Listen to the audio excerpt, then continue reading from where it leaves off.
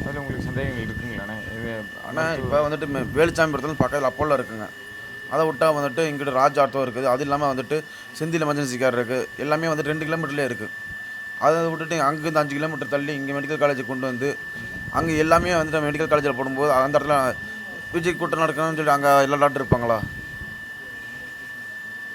மனைவி இவ்வளோ சின்ன இவ்வளவு டிராஃபிக்கில் எப்படிங்க சனிக்கிழமை நாளில் கரூரில் சம்பள நாளுங்க. அப்போ வந்துட்டு எப்போவுமே டிராஃபிக் இருக்குது. எல்லா வாரம் சனிக்கிழமை அன்றைக்கி டிராஃபிக் இருக்கும். அந்த சமயத்தில் எப்படி டிரைவர் அவ்வளோ வேகமாக போக முடியும்? இப்போ வந்துட்டு இதை வந்துட்டு டிவிக்கே பண்ணாங்க இல்லை டிஎம்கே பண்ணாங்களே எனக்கு தெரியாதுங்க. போனால் இப்போ எங்கள் வீட்டில் 3 பேர்.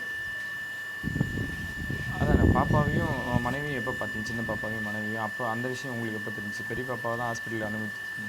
நான் பெரிய பாப்பாவை வந்துட்டு அக்ஷயில் பார்க்க முடியாதுன்னு சொன்னனால வந்துட்டு மெடிக்கல் காலேஜ் கொண்டு போயிட்டாங்க. கொண்டு போனோன்னே வந்துட்டு என் தம்பி வினோத்தெல்லாம் வந்துட்டாங்க.